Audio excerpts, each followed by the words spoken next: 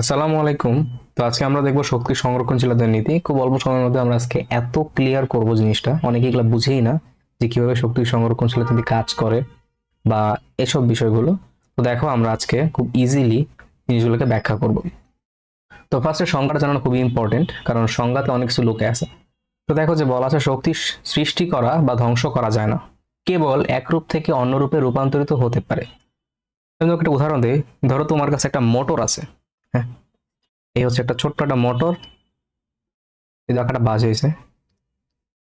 এখন এই মোটরটার সাথে তুমি কি করলা, লেটস আমি একটা কোন একটা ডিভাইসকে, হ্যাঁ ধরা যাক আমরা একটা লাইট, যদিও মানে আমি এখানে জাস্ট জিনিসটা বোঝানোর জন্য বলতেছি। ধরো একটা লাইট, এই হচ্ছে একটা লাইট।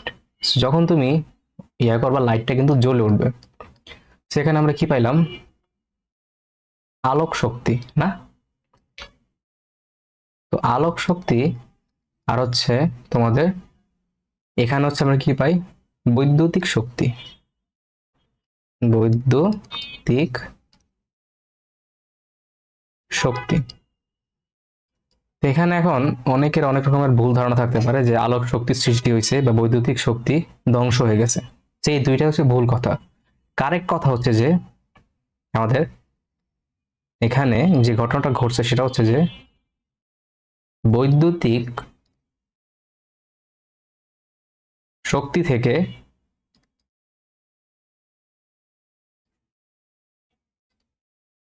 আলোক শক্তিতে রূপান্তরিত হয়েছে।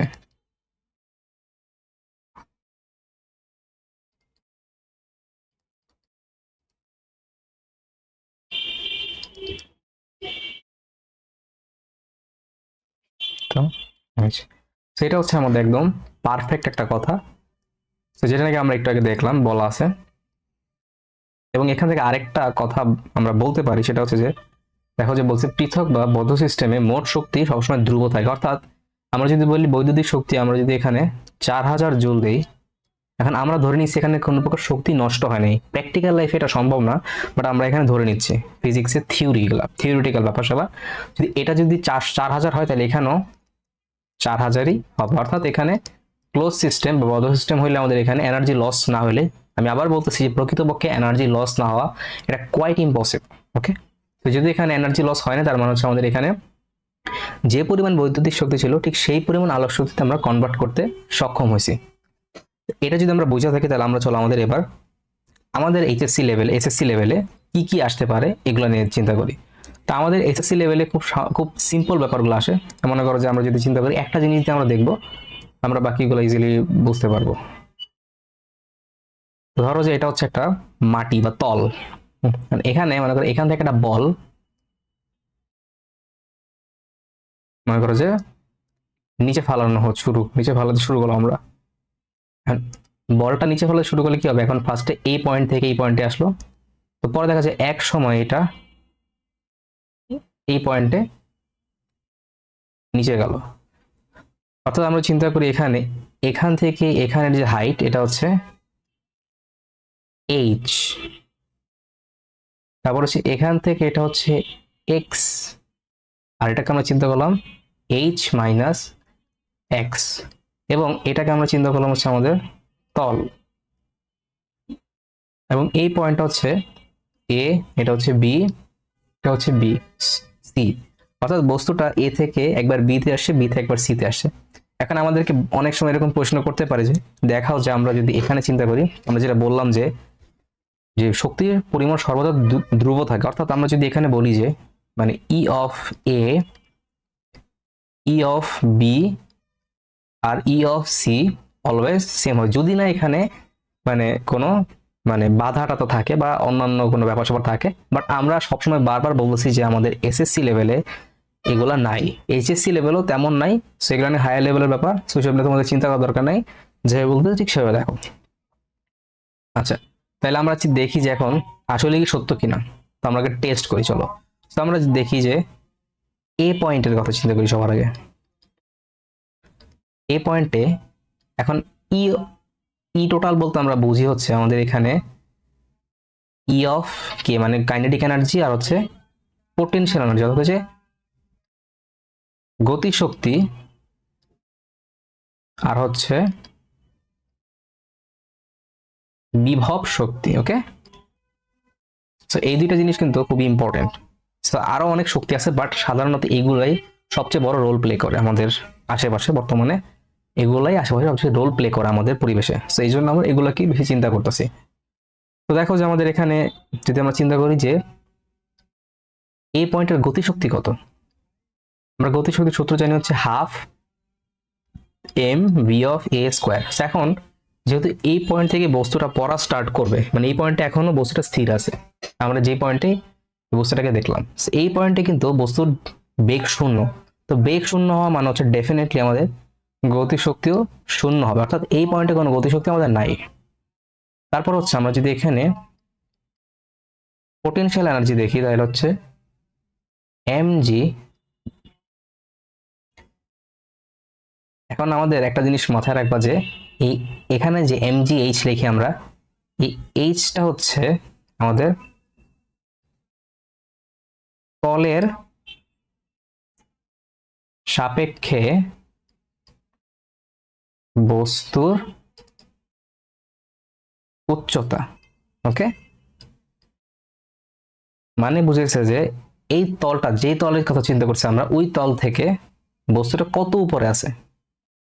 এখন এই বস্তুটা কিন্তু এই তল থেকে এইচ উপরে আছে, দ্যাট মিনস আমাদেরকে এখানে এম জি এইচ লিখতে হবে। তাহলে হচ্ছে আমরা যদি ই টোটাল বাইর করি, E total of A 0 plus M G H, অর্থাৎ এম জি এইচ, এটা হচ্ছে আমাদের এ পয়েন্টের টোটাল শক্তি। এবার যদি আমরা বি পয়েন্টের কথা চিন্তা করি, দেখো বি পয়েন্টে কি হয়। বি পয়েন্টে হচ্ছে আমরা যদি গতিশক্তি চিন্তা করি, এখন এখানে দেখো গতিশক্তি মানে কি, গতিশক্তি মানে হচ্ছে half M V of B এর উপর হোল স্কোয়ার। এখন বস্তুটা কিন্তু এখান থেকে এখানে আসছে, দ্যাট মিনস অবশ্যই তার অবস্থানের পরিবর্তন হয়েছে, এবং আমরা জানি যে কোনো একটা বস্তু অবস্থানের পরিবর্তন হওয়া মানে ডেফিনেটলি তার বেগ থাকবেই, সমবেগ হোক বা হচ্ছে অসমবেগ হোক, বেগ থাকবেই। কারণ বেগ না থাকলে বস্তু, একটা স্থির বস্তু, এই পয়েন্টে বস্তু স্থির ছিল, আর সে হঠাৎ করে রিমুভ, মানে এখান থেকে এখানে আরেক জায়গায় চলে গেল, বাট বেগ নাই, এটা সম্ভব না।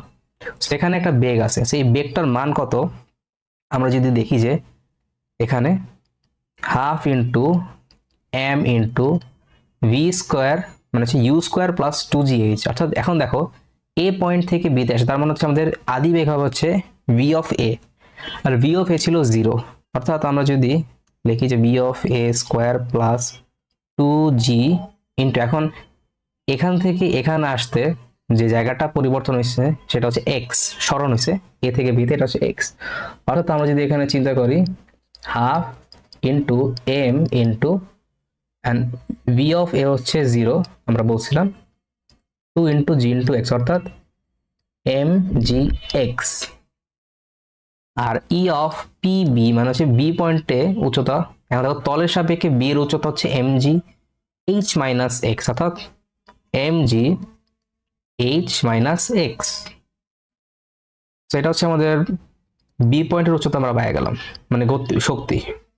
অর্থাৎ আমরা যদি এখন এখানে টোটালটাকে চিন্তা করি ই অফ টি বি, তাহলে হচ্ছে এম জি এক্স প্লাস হচ্ছে M G H minus M G X. অর্থাৎ দেখো আবারও কিন্তু ঘুরে ফিরে আমাদের এখানে এম জি এইচ চলে আসলো। দ্যাট মিনস আমরা বলতে পারি যে আপাতত ই এ আর বি তে আমাদের শক্তি সংরক্ষণশীলতার নীতি মানছে, অর্থাৎ শক্তির পরিমাণ ধ্রুব ছিল। ওকে, এখন আমরা চলো সি পয়েন্টের দিকে আগাই। তো সি পয়েন্টে অ্যাট সি পয়েন্ট হচ্ছে আমাদের E of K C half M into V into C square. এখন M into V of A থেকে যেহেতু স্টার্ট, তাহলে আমরা এ থেকে চিন্তা করি, এবং আমরা বলছি যে এ হচ্ছে এ তে ভেলোসিটি শূন্য ছিল, তাইলে হচ্ছে 2 ইন্টু জি ইন্টু এ থেকে সি এর সরণ, অর্থাৎ এ থেকে সি এর সরণ হচ্ছে এইচ, অর্থাৎ এম জি এইচ। তাহলে হচ্ছে M into G into H, আমাদের ই কে সি এর মানটা চলে আসলো। এখন আমরা যদি এখানে ইপিসিটা চিন্তা করি তাহলে হচ্ছে আমরা জানি এমজি তলের সাপেক্ষে উচ্চতা। এখন দেখো সি পয়েন্টে কিন্তু বস্তুটা তলের সাপেক্ষে কোনো উচ্চতা নাই, কারণ তলে বস্তুটা অবস্থান করতেছে। দ্যাট মিনস আমাদের বলতে পারি যে তলের সাপেক্ষে উচ্চতা হচ্ছে 0, অর্থাৎ এটাও হবে হচ্ছে 0 জুল। অর্থাৎ আমরা যদি এখানে ই টোটাল অফ সিটা বাইর করি তাহলে হচ্ছে mgh plus 0 is equal two হচ্ছে mgh। অর্থাৎ আমরা এখান থেকেও বলতে পারি যে হ্যাঁ, তিন ক্ষেত্রে দেখো এ পয়েন্ট টু mgh ছিল, বি পয়েন্ট টু mgh ছিল এবং সি পয়েন্ট টু mgh ছিল। অর্থাৎ আমরা বলতে পারি হ্যাঁ, এটা সত্য যে E of A is equal to E of B is equal to A of C. So আবার প্রমাণিত হইলো যে এখানে আমরা যে এই লাইনটা দেখছিলাম যে একটি পৃথক বা বদ্ধ সিস্টেমে মোট শক্তি সবসময় ধ্রুব থাকে, সেখানেও কিন্তু আমরা দেখছি সবগুলা জায়গাতে সবগুলা পয়েন্টে শক্তির পরিমাণ ধ্রুব। এবং এখানে আরেকটা কথা বলা আছে যে শক্তি ধ্বংস করা বা সৃষ্টি করা যায় না, কেবল একরূপ থেকে অন্যরূপে রূপান্তরিত হয়। এটার মানে বুঝেছি এখানে দেখো যে আমাদের এই এ পয়েন্টে আমাদের কিন্তু কোনো গতিশক্তি ছিল না, কিন্তু বি পয়েন্টে কিন্তু চলে আসলো। কিন্তু দেখো যে এ পয়েন্টে যে আমাদের বিভব শক্তি ছিল, বি পয়েন্টে কিন্তু এসে কমে গেছে। অর্থাৎ আমরা বলতে পারি যে বি পয়েন্টে যে এই কিছু পরিমাণ বিভব শক্তি কমে গেছে, এটা হচ্ছে আমাদের গতিশক্তিতে কনভার্ট হয়েছে। তার মানে হচ্ছে আমরা বলতে পারি যে এখানে যে গতিশক্তি তার সৃষ্টি হয়েছে, এটা কিন্তু বিভব শক্তি থেকে মানে শক্তি থেকে রূপান্তরিত হয়ে সৃষ্টি হয়েছে। এরকম না যেটা মানে অন্য কোথা থেকে মানে আইসা পড়ছে, জাস্ট রূপান্তরিত হয়েছে। সো এইভাবে রূপান্তরিত হয়েছে। বাট মজার বিষয় হচ্ছে যে প্রত্যেকটা পয়েন্টে আমাদের শক্তির পরিমাণ সেম ছিল। এখানে একটা শর্টকাট আমরা দেখাই দিই। এখানে একটা ম্যাথ আছে, এই ম্যাথটাকে আমরা একটা শর্টকাট দেখা দিই। সো বলবে যে এ বি সি পয়েন্টে গতিশক্তির বৃহস্পতি বের করা একটা মানে এমসিকিউতে তোমরা ইউজ করবা, এমসিকিউতে অনেক তাড়াতাড়ি করে ফেলতে পারবে জিনিসটা, এমসিকিউতে শর্টকাট। এখন যদি বলে যে গতিশক্তি বের করতে বলে তাহলে হচ্ছে আমরা বের করব mg x1, আর যদি বলে বিভব শক্তি বের করতে তাহলে হচ্ছে mg x2। x1 এর পরিচয় আর x2 এর পরিচয় হচ্ছে আমি দেখাচ্ছি। x1 হচ্ছে আদি বিন্দু থেকে যে বিন্দুতে ই কে বের করতে বলছে, ই কে চেয়েছে তার সরণ। আমরা যদি এখানে আবার একটা এরকম জিনিস আঁকি, দেখো এই হচ্ছে আমার একটা তল চিন্তা করি। এই হচ্ছে ধরো ই অফ, এটা হচ্ছে এ, এটা হচ্ছে বি, এটা হচ্ছে সি। আমরা ধরো যে আমরা বললাম যে এটা হচ্ছে এক্স আর এটা হচ্ছে এইচ মাইনাস এক্স। ওকে, আমরা এই টোটাল ধরো এস, অর্থাৎ আমরা ধরো বললাম যে বি পয়েন্টে ই কে কত হবে। তো এটা হচ্ছে দেখো এম জি আমরা লিখলাম সবার আগে। এরপর হচ্ছে এখন বি পয়েন্টে কিন্তু এ থেকে আসে, নট সি থেকে। সো এ কিন্তু হচ্ছে আমাদের এখানে আদি বিন্দু। সো এ থেকে যে বি তে আসে সরণ হচ্ছে এক্স, তাহলে এখানে হচ্ছে এম জি এক্স। ঠিক আছে, আর যদি বলে সি থেকে সি পয়েন্টে তাহলে হচ্ছে আমরা চিন্তা করি এটা হচ্ছে এম জি, এ থেকে সি এর দূরত্ব হচ্ছে এইচ, সরণ দূরত্ব না, সরণ বা এইচ দূরত্ব চাই বলি। এভাবে করে আমরা গতি শক্তি পেয়ে গেলাম। আচ্ছা দূরত্ব বলি, কারণ শক্তি স্কেলার রাশি, দূরত্ব বলাই ভালো। দূরত্ব। আচ্ছা, এবার হচ্ছে বিভব শক্তি কি জিনিস, এই x2 এর পরিচয় কি? x2 হচ্ছে তলের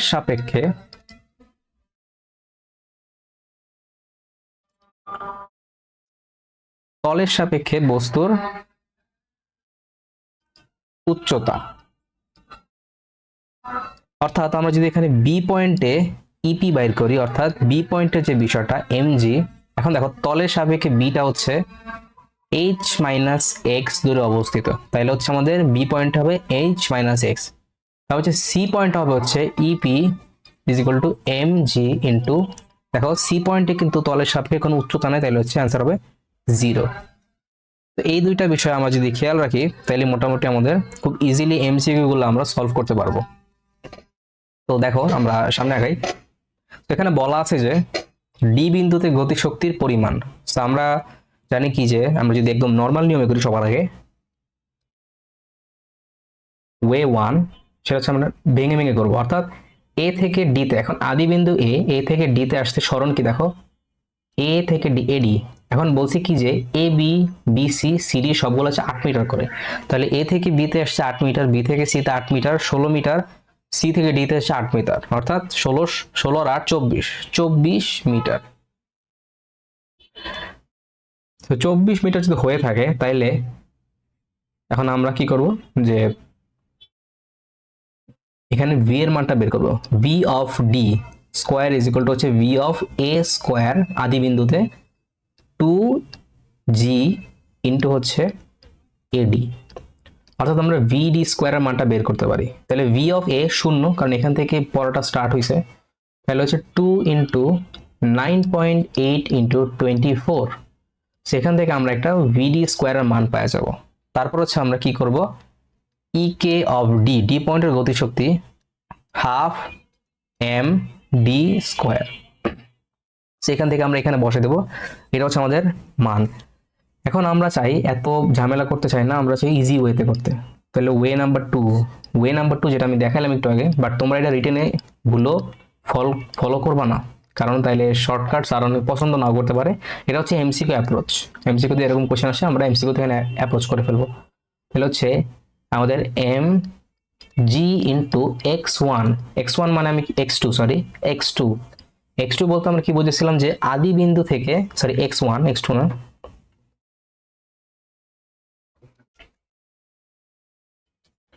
আদি বিন্দু থেকে যে বিন্দুতে ই কে চেয়েছে তার দূরত্ব, অর্থাৎ এ হচ্ছে আদি বিন্দু থেকে ডিতে গতিশক্তি, তাহলে এ থেকে ডি এর যে দূরত্ব, অর্থাৎ আমরা একটু আগে যেটা দেখছিলাম, এম হচ্ছে 5, 9.8 ইন্টু হচ্ছে আমাদের এ থেকে ডি এর দূরত্ব 24, তো এটা হচ্ছে আমাদের অ্যান্সার। আমি আর এখানে দেখাচ্ছি না কিভাবে বের করতে হবে, কারণ তোমরা এটা বের করে নিবা। তো এই হচ্ছে দুইটা অ্যাপ্রোচ। তো বেসিক বুঝতে পারলে মোটামুটি এগুলো কোনো বিষয় না, ম্যাথ করাই লাগে না। তো এবার চলো আমরা লাস্ট ম্যাথটা দেখি, বরিশাল বোর্ডে সেম ম্যাথই, বাট এখানে আরেকটা ওয়েতে বড় করা আছে, অন্য একটা নিয়ম। তো দেখো এটা হচ্ছে ঘ নাম্বারটা, বলছে বস্তু যদি মুক্তভাবে পড়তে থাকে তাহলে এ বি সি ডি এবং ই বিন্দুতে বস্তুর বিভব শক্তি বনাম উচ্চতার লেখচিত্র অঙ্কন করে বিভব শক্তির পরিবর্তন ব্যাখ্যা করো। সো আমরা যদি দেখি যে এ পয়েন্টে বিভব শক্তি কত হইতে পারে, এ পয়েন্টে ই, এখন আমরা কি বলছিলাম, ইপি মানে কি, এম জি ইন্টু তলের সাথে, এটা হচ্ছে তল, এই দেখো এটা হচ্ছে আমাদের তল, আর এই তলের সাপেক্ষে হচ্ছে এর উচ্চতা কত, দেখো যে এ থেকে এই পর্যন্ত উচ্চতা হচ্ছে 8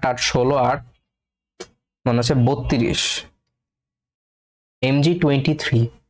তারপর হচ্ছে বি তে ইপি হচ্ছে মানে তলের সাপেক্ষে উচ্চতা, অর্থাৎ আমাদের এখানে ই থেকে ডি তে হচ্ছে 8, ডি থেকে সি তে হচ্ছে 8, আর সি থেকে ডি তে হচ্ছে আরো 8, মানে এমজি ইন্টু 24। তারপর হচ্ছে আমরা যদি সি তে দেখি, সি তে হচ্ছে আমাদের ইপি ইজ ইকুয়াল টু হচ্ছে এম জি ইন্টু আরো 8 কমে যাবে, দেখো এখানে 8 করে কমতেছে, অর্থাৎ আমরা যদি এখানে দেখি এখানে হচ্ছে 16। তারপর হচ্ছে আমরা যদি ডি তে দেখি, ডি তে হচ্ছে EP is equal to M G 8, আর ই তে হচ্ছে আমাদের গ্রাউন্ডে হচ্ছে ইপি এম জি ইন্টু 0, অর্থাৎ 0। অর্থাৎ দেখো যদি প্রতিবারে আমরা যদি দেখি যে ইপিএন লিখি, তাহলে হচ্ছে এম জি H-8, মানে প্রতিবার 8 করে কমতেছে, ঠিক আছে।